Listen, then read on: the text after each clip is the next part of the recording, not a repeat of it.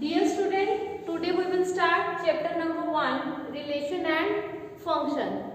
We are already discussed in the class plus 1 about a relation and function in chapter number 2. Yes or no? Yes. So what is a relation? Relation क्या होता है हमारे पास? Relation is a in a ordered pair. Ordered pair में होता है relation हमारा x, y.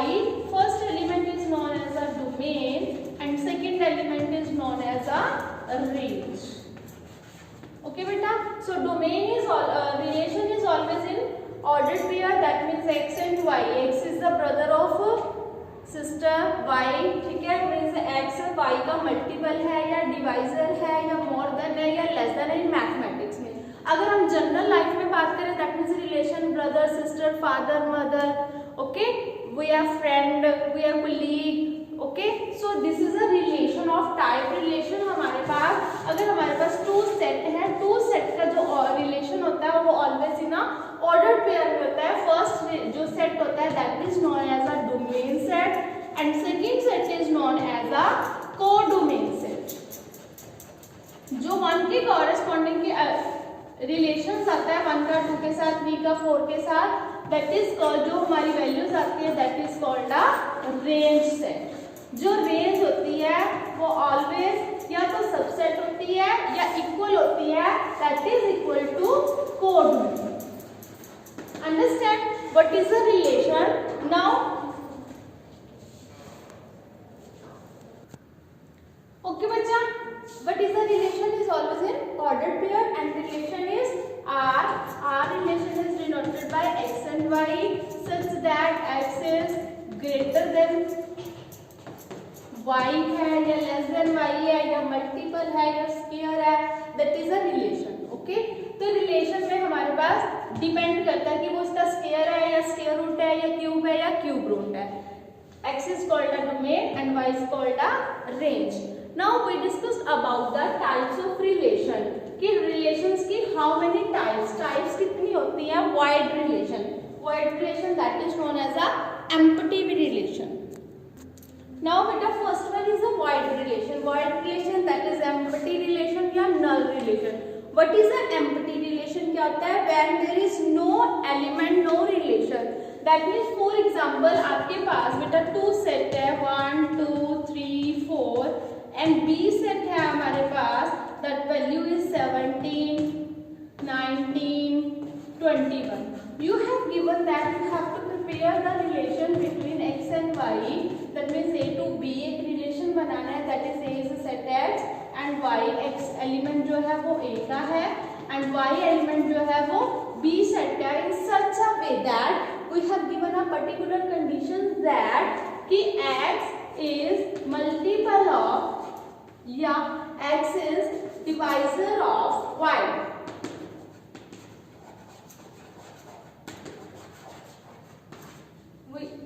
I will take here only 2 and 4 even number set. Okay, so you will check that कि 2 is a divisor, divide the 17 19 and 21. No, so no relation between 2 and 17 19 and 21. Similarly 4 is not again not divide the numbers 2, this number odd number, so this is no relation, no between, no element, no relation, so this is a. Okay, now हमारे पास next definition है universal relation. Universal relation क्या होता है बेटा? when R is equal to A cross B means हमारी जब Cartesian product equal to relation आ जाए, that is known as a universal relation. A cross B, always we know that how to calculate 2 and 17, 2 and 19, 2 and 21, 4 17, 4 19, 4 21. That is called A cross B. If और relation भी हमारा equal हो जाए, that is known as a universal relation. Understand? Now, what is a inverse relation? Inverse relation क्या होता है? B cross domain converted into a range. Range is domain. That is R inverse. It is denoted by R inverse. It is known as a inverse relation. This is B cross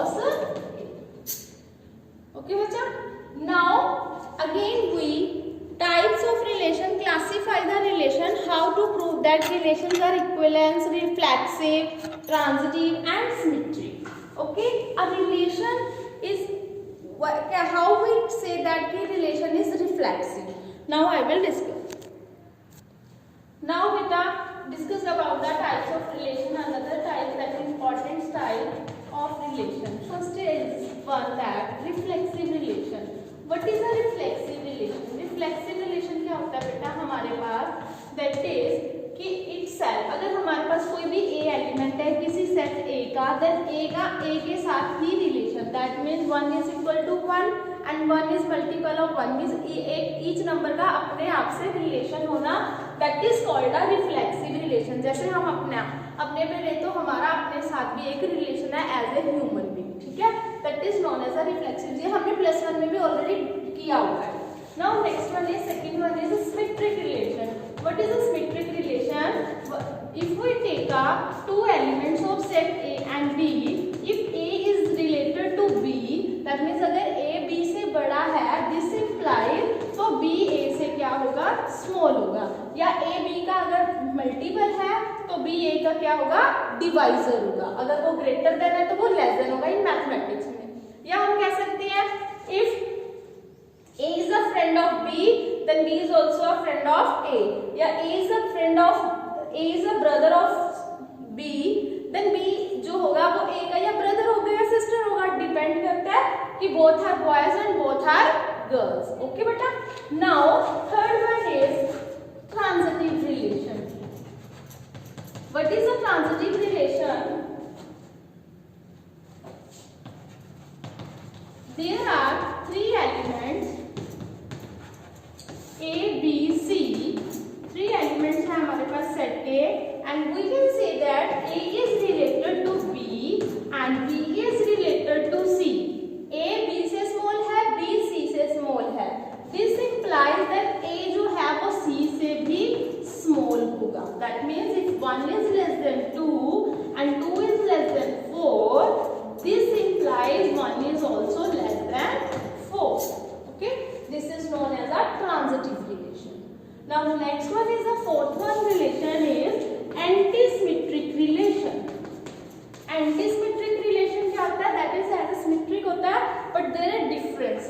That is if we have taken two elements of set A, this implies if A is related to B and B is related to A, this implies A equal to क्या होगा, B.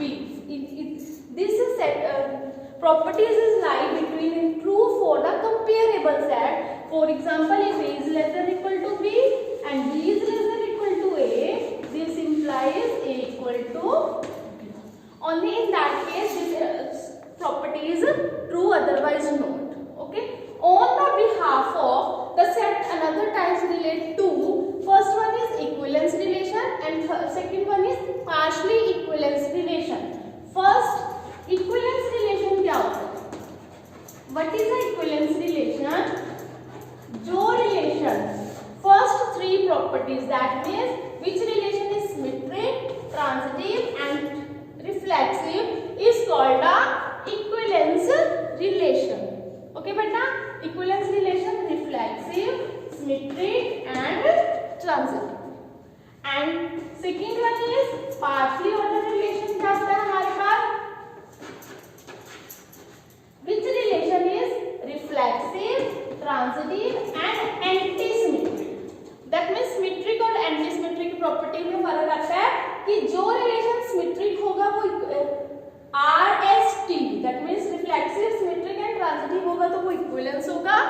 अगर वो symmetric की बजाय antisymmetric की property satisfy करेगा तो वो partially ordered relation बन जाएगा. Is it clear? That is very very important topic है, ये हमारा basic है जो हमें higher classes में भी काम आएगा.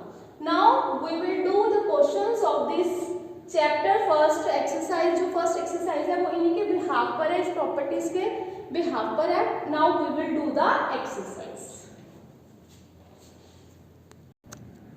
Now beta, first question, determine whether each of the following relations are symmetric, reflexive and transitive.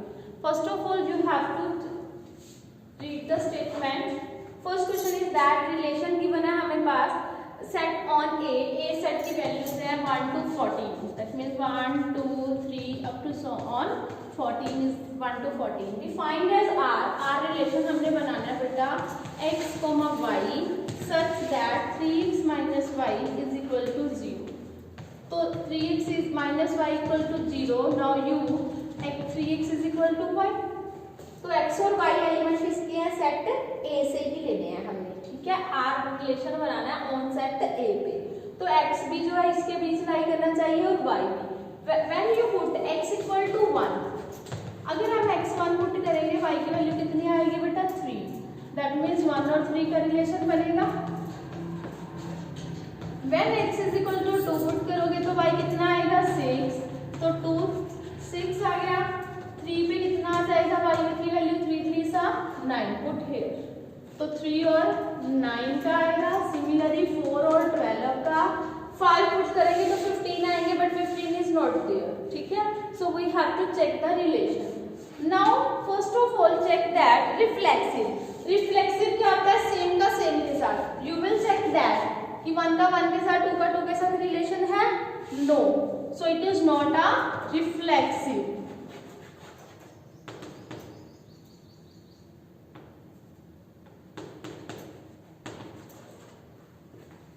Now second is symmetric. Symmetric क्या कहता है कि अगर a का b के साथ है, b का a के साथ भी है या नहीं।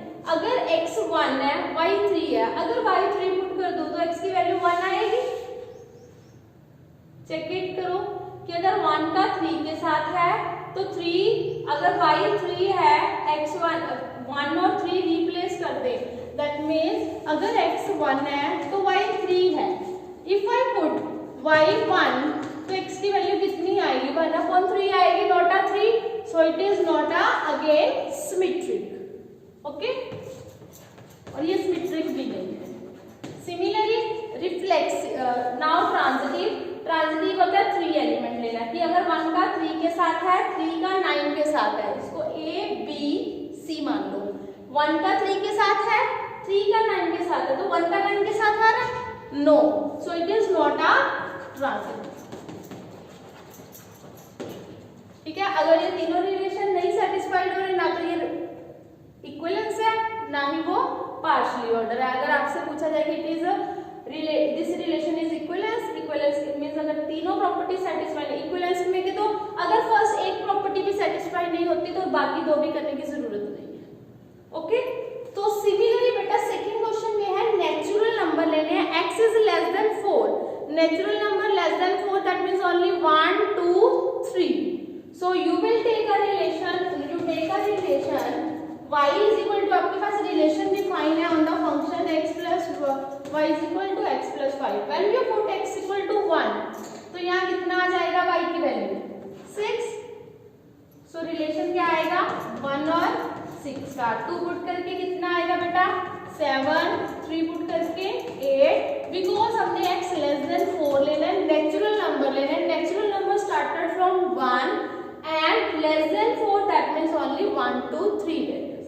Again you will check that कि this relation is reflexive, symmetric and transitive. तो 1 का 1 के साथ नहीं है, 2 का 2 के साथ नहीं है, 3 का 3 के साथ नहीं है, तो it is not a reflexive, again not a symmetric. Symmetric भी नहीं है क्योंकि अगर 1 पुट करेंगे 1 का 6 के साथ है तो 6 का 1 के साथ नहीं है। So now you will check that it is transitive or not. Transitive, that means you have to take up 3 elements, 1 2 3.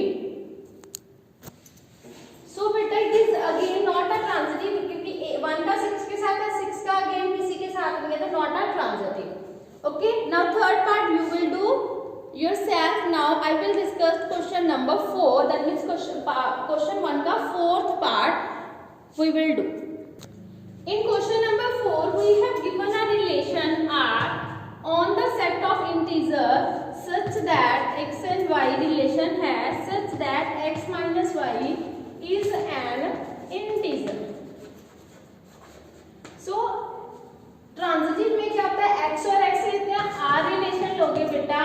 अगर x को x रिलेशन लेते हैं सच में दैट x माइनस x लोगे 0 आएगा, 0 is again in integer, so it is a reflexive, 0 is integer, so R is reflexive. ठीक है बेटा।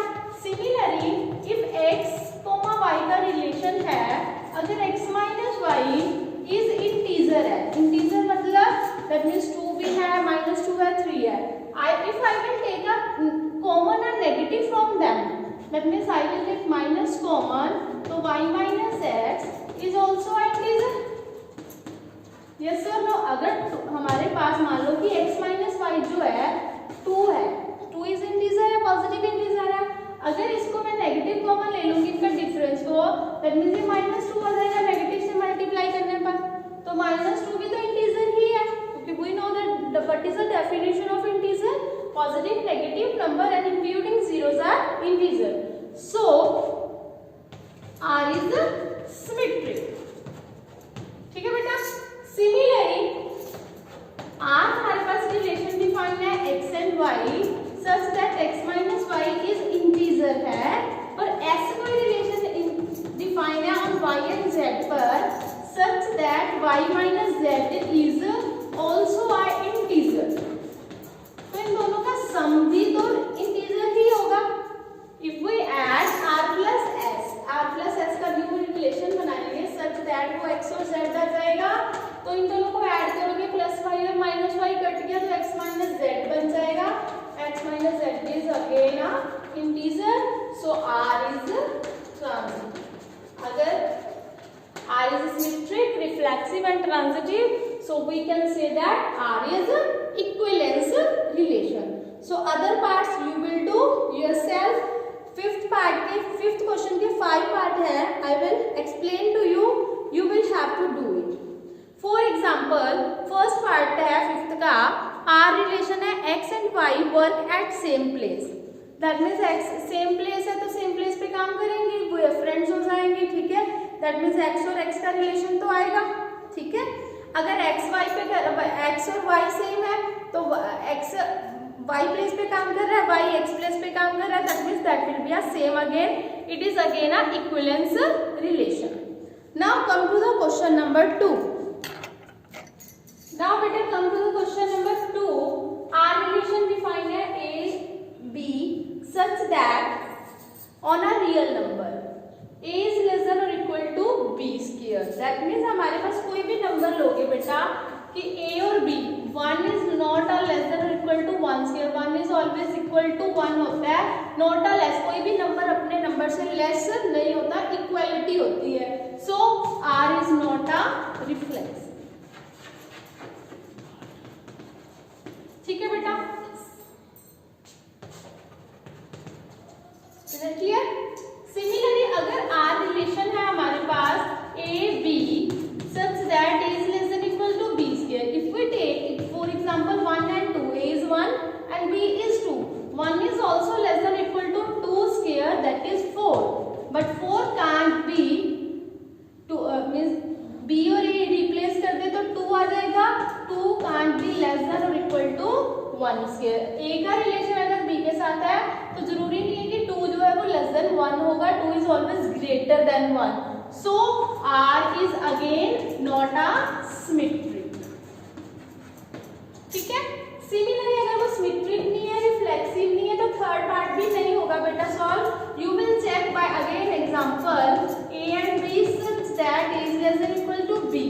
If we take A1 B2 C3, तो A is less than equal to B square, B is less than equal to C square।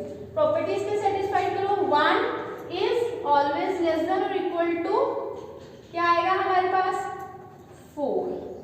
Okay, तो यहाँ पर 2 is less than equal to 9, then you will say 1 is always less than or equal to 9। तो 1 तो always less than or equal to नहीं होता, less than होता है, तो इक्वालिटी आ गई, so it is not a transitive। Is it clear? So this relation is neither a reflexive nor a symmetric nor a transitive। Similarly, third question you will have to do it yourself, because on a real number define a set given given है उसमें numbers ही given है 1 to 6 तक। सबसे पहले आपने क्या करना है बेटा, रिलेशन बना लेना है। ए की वैल्यू 1 2 3 4 5 6 तक पुट करनी है।